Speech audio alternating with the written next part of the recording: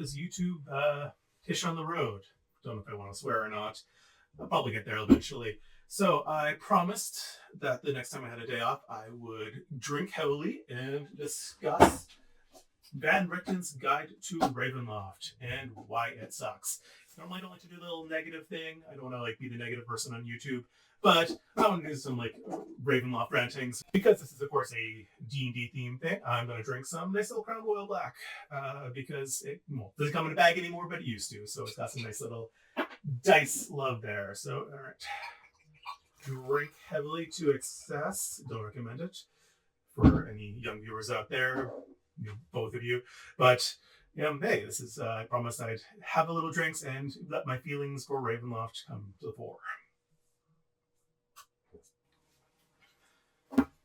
Not sure this counts as an ad for it or anything, but,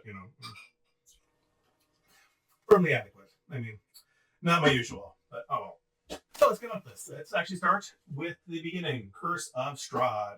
And it's a thing. I actually don't mind it because it is 90% of it. It is just the original adventure. It is an adaptation of the original Ravenloft, I6 Castle Ravenloft, which I of course own, which was updated in 2nd edition as House of Strahd, where they updated the stats very, very briefly for the actual Ravenloft campaign setting. Updated again in 3rd edition for Expedition to Castle Ravenloft, which is, again, the same basic adventure, but with slightly different stat blocks, mostly just slightly expanded on the way, same way as Curse of Strahd, building it up before you get to the actual castle. Most of Curse of Strahd is fine because it is the original adventure. It does tweak the lore a little bit. The village of Barovia isn't surrounded by a choking ring of fog.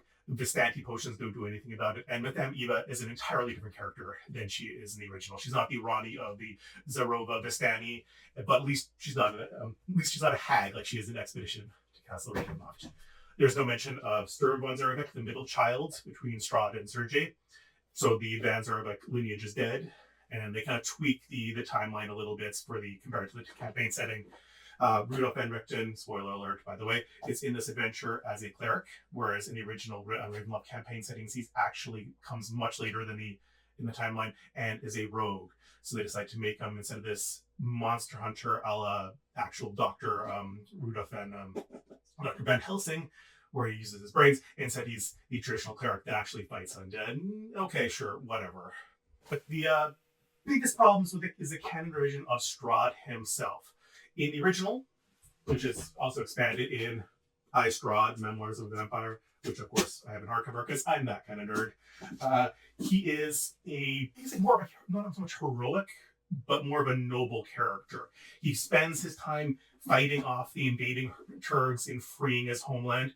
And in Curse of Strahd, he's instead a conqueror. He comes in and invades Barovia and takes it over rather than liberating it. In addition to being this conquering figure, he's also a bit more of an ambitious, power-hungry figure. In Chapter 7, Argonabust Holt, say that 5 times fast, he's described as waging a battle against this noble group of paladins. Those forces slew the last of the knights and battled the dragon inside Argonabust Holt. Anyway, a manor. After the dragon was slain, Strahd had its corpse hacked to pieces, stripped to the bone, and transported to the Castle Ravenloft as a trophy. So, right from the bat, Strahd, not a nice guy, beats up an army of paladins, kills their silver dragon leader, and decapitates it before he actually becomes a vampire. So right away, he's just kind of evil.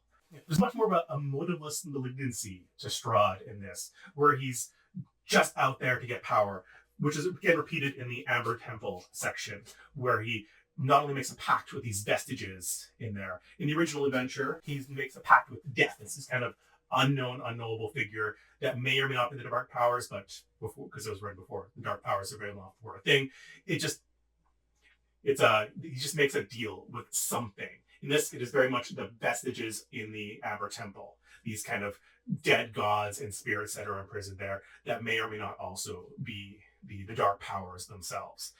And he does that even before he meets with Sergei and meets with Tatiana.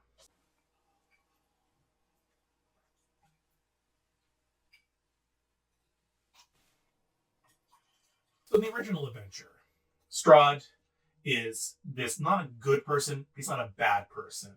He falls in love with Tatiana and decides that to make a pact with death in order to win her heart. He does it out of love. Horrible, misguided, toxic love, but out of love. She rejects him because he's too old, because he's this kind of worn figure who spent his entire life in battle, fighting to reclaim his homeland, and just kind of laughs at him. And so he makes this pact to win her heart, and then kills Sergei in order to seal this pact, and then get Tatiana, who then rejects him, which is, of course, completely lost in Curse of Strahd, because he's already made a pact with the vestiges of the Amber Temple, who may or may not be the Dark Powers, from the very beginning, before he meets up with Sergei again, before he even meets Tatiana. So he's already going to be a vampire. He's already going to do something so atrocious that it's going to seal his pact and lead to his unlife. And Tatiana just happens to be an excuse. She's just there. He's already planning to do it. So it just kind of robs him of that climactic act of evil. He wasn't a normal not a nice guy, but could have been a nice guy. He had that choice of being like, okay, do I want to accept this toxic masculinity and kill my brother in order to steal his girlfriend, or not? And instead, he's already made that decision. He's already decided, yeah, you know what? I'm going to do some horrible evil act and become a vampire. And oh, hey, look, there's my little brother and his wife. Guess I'll kill a little bro.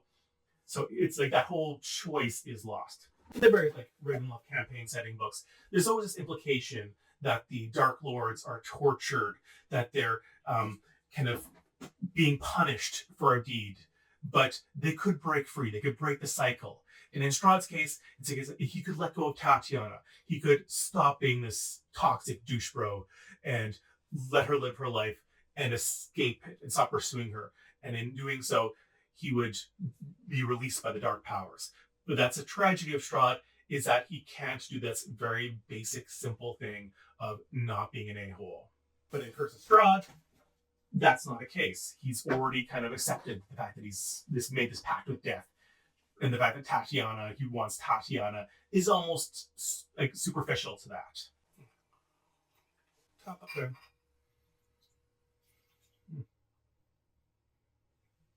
No, not quite. Actually, backing up a bit first.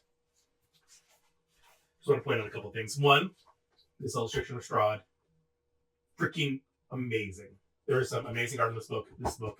I mean, Strahd in general is meant to be this older figure, this kind of a war-torn figure that spent his entire life fighting battles, and yet he is one sexy mofo every picture in here. So it's like, how hot is Sergei that she's turning down this smoke show?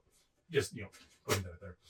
Amber Temple, getting back to that, one of the big things of Ravenloft was that the Dark Powers were meant to be this mysterious, ineffable, unknowable fate force. They were the big mysteries. Like in Eberron, there's the mystery of the Mournlands. What happened with the Mournlands? What caused the Mournlands? What turned that's a whole nation into desolate wasteland? Because the mystery is more interesting than the answer. And that's the case with the Dark Powers of Ravenloft. What the Dark Powers are, what they want, has always been a mystery. And that was one of the biggest parts of the second edition and third edition parts, is they didn't explain what the Dark Powers were. To the extent that this novel, Lord of Necropolis, was actually decanonized by the Ravenloft developers at the time, because it revealed what the Dark Powers were according to this particular author, Jean Louise. So, mentioning, of course, this lich that lives in the Amber Temple, he knows only that the Dark Powers that created Strahd's domain were born in the temple, that these entities feed on the evil that Strahd represents. Strahd is the darkness that sustains them. So it kind of teases the idea that not only Dark Powers born in the Amber Temple, that they're related to the vestiges that are in the Amber sarcophagi, but they explicitly feed on Strahd. They sustain themselves on him. Not the most egregious thing that could be stated in the book, but the fact that they're teasing what the Dark Powers are and giving them an explicit motive that they're feeding on Strahd's evil is kind of iffy from a Ravenloft standpoint. So, moving on to Van Richten's Guide to Ravenloft. It's a good 256-page hardcover. Again, great art. This is probably one of my favorite illustrations of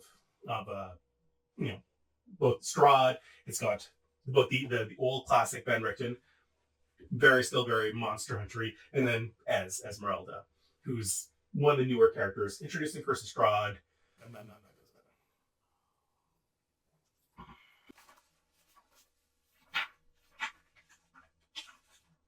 Esmeralda Diadavir from Curse of Strahd, who is again rechristened Ez in the Van Richten's Guide to Ravenloft for reasons. There's not a reason why they decided to go from Esmeralda to Ez, but they did.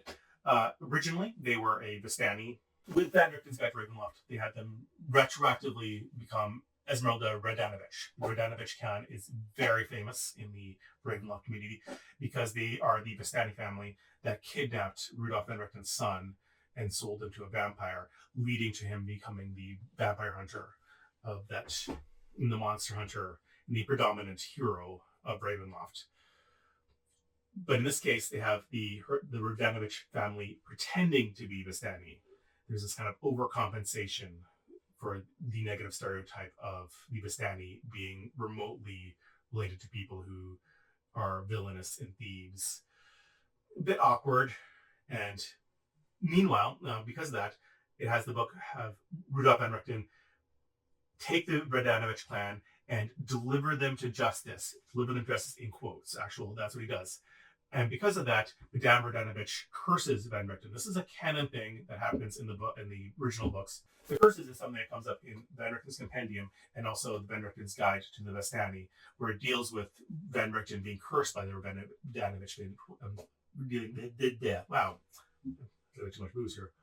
Being cursed by Madame Radanovich, that he must live among monsters because he is allied with Aslan Rex, the king of the Lord of the Archons, undead hordes, who then massacre the entire Radanovich clan of the Vistani. And because of that, as her dying curse, she curses him. But in the Van Richten's Guide to Ravenloft, he delivers them to justice. There's less of a murderous compulsion.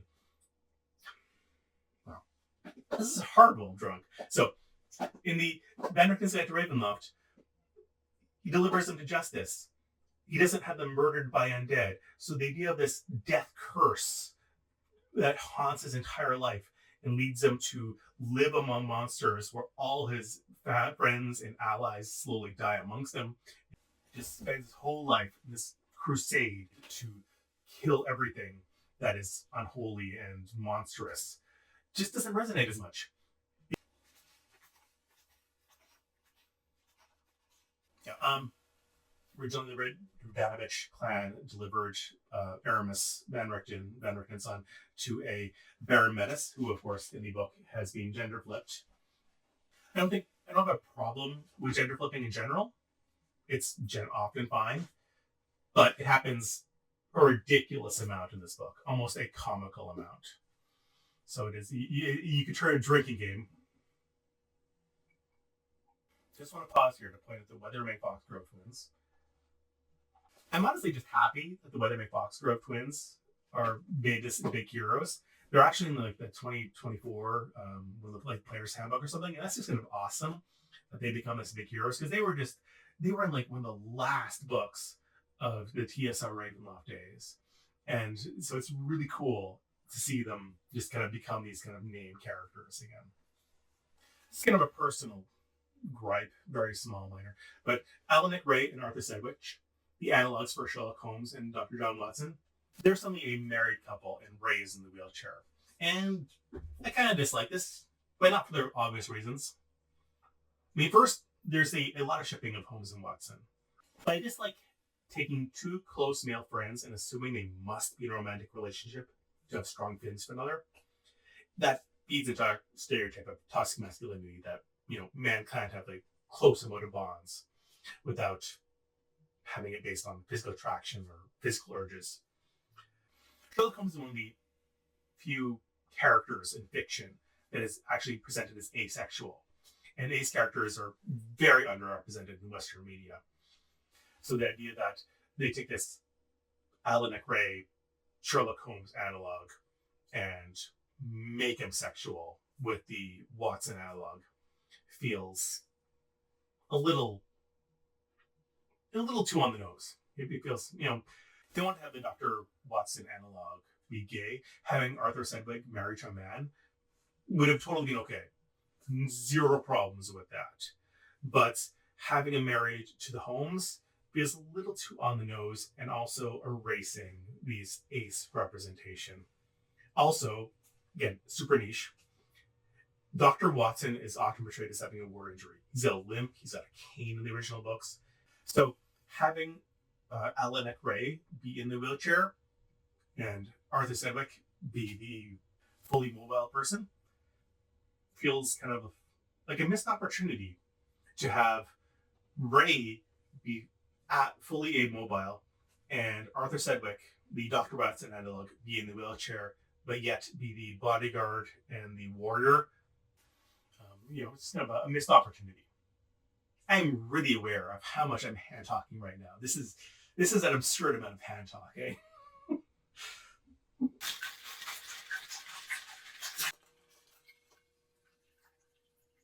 So cheers.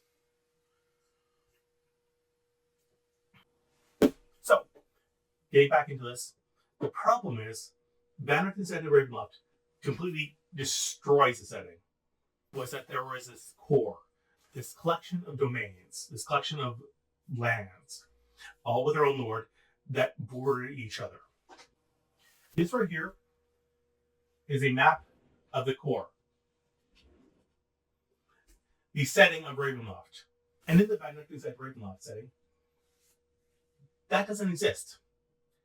All the lands are separate, individual. The actual campaign setting is removed. Previously, all the lands were adjacent to each other. They interacted with each other, and that is all gone.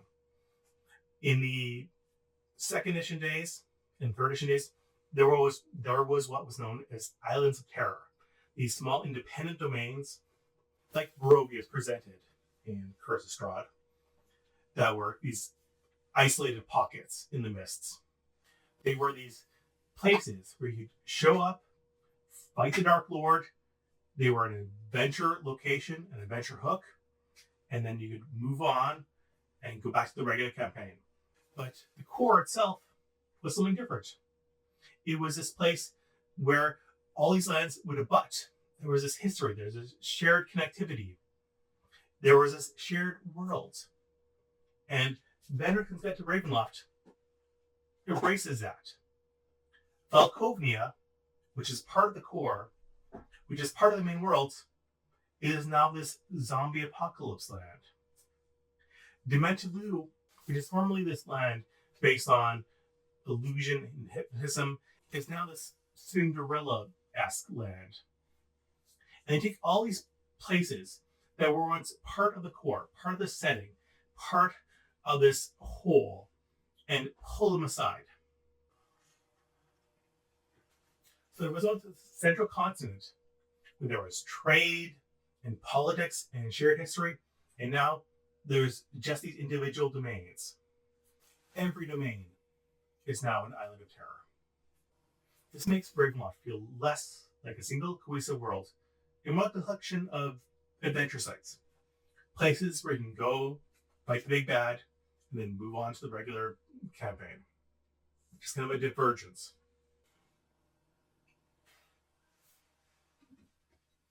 This would be a lot easier if I wasn't tipsy.